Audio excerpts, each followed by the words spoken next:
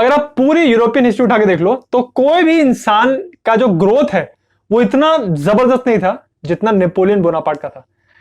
1793 के साल में वो फ्रेंच रिवॉल्यूशनरी आर्मी में एक अदना सा एक सिर्फ कैप्टन था और 1804 तक आते आते वो फ्रांस का एम्परर बन गया, राजा। इतना तेज ग्रोथ, कैप्टन से सीधा राजा, मतलब इतने कम टाइम के अंदर कभी भी नहीं हुआ ये। तो उसकी खास बात ये थी कि वो मिलिट्री में स्ट्रैटेजी बनाने की अगर बात की जाए तो ही वाज अ जीनियस। उसने बहुत बड़ी बड़ी आर्मीज को बहुत कम लोगों को यूज करके उसने हराया था, क्योंकि he was a brilliant military mind. सभी लोग उसको बहुत महान मानते थे, उसको एक एक्सीलेंट जनरल मानते थे। बट फिर भी कुछ लोग ऐसे थे जिनको लगता था कि ये कोई खास बात नहीं है, इसमें सिर्फ लकी है और इसके जो ओपोनेंट्स रहे हैं वही बहुत वीक रहे हैं, इसलिए हमेशा जीत जाता है। तो ऐसे ही कुछ नए शेयर्स में थे प्रशियंस को लगता था कि इसमें ये इसे जीतता है हर बार, क्योंकि इसके जो ओपोनेंट रहे हैं वो कभी काबिल ही नहीं रहे। अगर ये हमसे कभी लड़ाई करे आके प्रशियन से, तब इसको पता चलेगा आटे दाल का भाव, यानी इसको तब पता चलेगा कि एक्चुअली वॉरियर्स कैसे होते हैं। ऐसा ही एक प्रशियन जनरल था फ्रेडरिक लुडविग, जो कि होहेनलो का एक प्रिंस था। उसको लगता था कि अगर मेरे सामने आके लड़ाई करे नेपोलियन, मेरी आर्मी से टकराए, तो मैं इसको हरा दूंगा। अगर होहेनलो की बात की जाए तो वो भी कोई ऐसा आदमी नहीं था, वो भी एक बहुत ही अच्छा मिलिट्री स्ट्रैटेजिस्ट था। उसने अपने करियर की स्टार्ट की थी फ्रेडरिक द सेकंड के अंडर। वो इंसान जिसने प्रशिया को इतना बड़ा सुपर पावर बनाया था नेपोलियन के आने के पहले। तो 50 की उम्र तक आते आते फ्रेडरिक लुडविग एक्चुअली एक प्रशियन जनरल बन गया, जो कि बहुत यंग उम्र है उस जमाने में प्रशिया में जनरल बनने की। बाकी जो जनरल होते थे वो 60-65 के होते थे, 70 के होते थे, but this guy was very young. ये जनरल और बाकी प्रशिया में जितने भी जनरल्स थे उनका ये मानना था कि आप बैटल जीतते हो अपनी आर्मी को ट्रेनिंग देके, उनको डिसिप्लिन बना के और उनसे लगातार ड्रिल करवा के। मतलब उनको हर चीज की प्रैक्टिस इतनी बार करा देनी चाहिए कि जब एक्चुअली आपदा आए, कोई मुश्किल आए, उनको लड़ना हो, तो वो बिना घबराए जो उनको सिखाया गया वही वो करते चले, बिना किसी प्रॉब्लम के। इसीलिए डिसिप्लिन और ड्रिल्स की बहुत आवश्यकता होती है, इसलिए वो दिन रात अपने सोल्जर्स को ड्रिल करवाते थे। होहेनलो भी ये बात जानता था कि अगर उसकी डिसिप्लिन और इतनी ऑर्गेनाइज्ड आर्मी के सामने नेपोलियन की अनरूली सी और इनडिसिप्लिन आर्मी आएगी तो उनका चांस ही नहीं कोई जीतने का। तो ये हमेशा सोच रहे थे कि कब हमारा सामना होगा नेपोलियन के साथ। तो 1806 साल में वो मोमेंट आया। Prussian general Frederick William III ने ये घोषणा कर दी अपने जनरल्स को कि हम कुछ ही समय में, 6 हफ्तों में, मैं नेपोलियन के अगेंस्ट वॉर डिक्लेयर करने वाला हूं, क्योंकि नेपोलियन जो प्रॉमिस करता था बार बार उसको तोड़ रहा था, तो उस पर लड़ाई करने की जरूरत थी। ये उसने जनरल्स को बोला और उसको बोला कि 6 हफ्ते का तुम्हारे पास टाइम है, तुम प्रिपरेशंस कर लो, उसके बाद मैं वॉर डिक्लेयर कर दूंगा। ये सुन के होहेनलो बहुत खुश हुआ, उसको लगा कि फाइनली ये मोमेंट आ गया मेरे लिए, और वो सोचने लगा कि मैं किस तरह से अटैक प्लान करूंगा।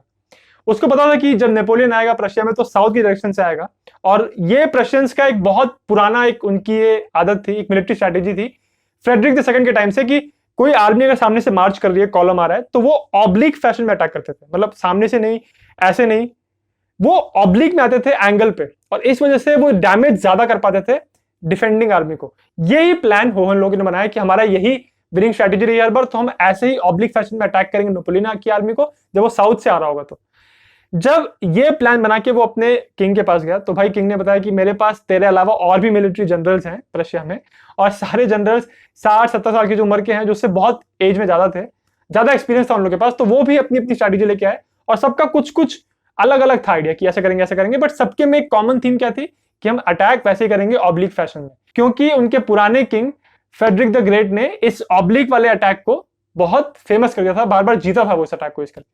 तो जब किंग ने देखा कि यार इतनी सारी डिफरेंट स्ट्रैटेजीज हैं और सब लोग अलग अलग बोल रहे हैं, तो उसने बोला कि यार एक ऐसी बनाते हैं स्ट्रैटेजी जो सब लोगों को सेटिस्फाई करे, सारे जनरल्स को। तो ऐसा खिचड़ी बन गई सब लोगों की, और उन्होंने एक फाइनली जो अटैक प्लान उन्होंने डिसाइड किया, उसमें सब लोगों को थोड़ा थोड़ा मिला कि हाँ तेरा भी लेंगे, ऐसे एक बना दिया। किसी का भी प्लान प्रॉपरली नहीं था, बट सबका थोड़ा थोड़ा था, और ये चीज कभी भी अच्छी नहीं होती। एक यूनिफाइड प्लान होना जरूरी होता है ताकि आपको पता रहे कि आपको क्या करना है। अगर आप हर जनरल अलग कुछ बता रहे हैं तो एक डायरेक्शन में जाना मुश्किल हो जाता है। अब जब वॉर के अनाउंसमेंट की बात आई, ये अक्टूबर का महीना था 1806 का, उसके कुछ दिन पहले प्रशियन किंग को पता चला कि भाई नेपोलियन ऑलरेडी आ चुका है यहाँ पे, और वो साउथ से नहीं आ रहा है, वो ईस्ट डायरेक्शन से आ रहा है प्रशिया में, और वहां से आके वो प्रशिया के सदर्न रीजन में बहुत बहुत सारे सोल्जर्स को इकट्ठा कर रहा है। और उससे ज्यादा इंपॉर्टेंट बात उसके गुप्तचरों ने उसको ये बताई कि जो नेपोलियन की आर्मी आ रही है ये फुट पे मार्च कर रही है, मतलब पैदल चल रहे हैं, और सारे सोल्जर्स के पास एक बैकपैक है। उनकी सप्लाईज उनके बैकपैक में है, उनके पास कोई कार्ट नहीं है, कोई घोड़े से जो खींच रही है या फिर बैलगाड़ी, ऐसा कुछ भी नहीं है जिससे उनकी स्पीड कम हो। वो तेज चलने की वजह से सब लोग अपने सामान अपने पीठ पे लेके चल रहे हैं, और ये चीज एक्सपेक्टेड नहीं थी किंग के लिए, और इसीलिए उनकी आर्मी इतना तेजी से मार्च कर पा रही थी।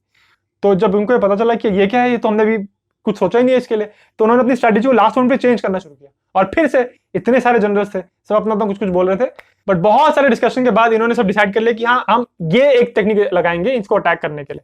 बट उसके बाद एक और ट्विस्ट आया।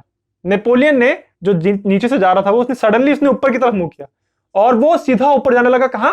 बर्लिन की तरफ, जो पूरे प्रशियन, पूरे जो अंपायर का एकदम सीने की जगह थी, जो उसके दिल की धड़कन थी, जहां पे वहां वो जाने लगा।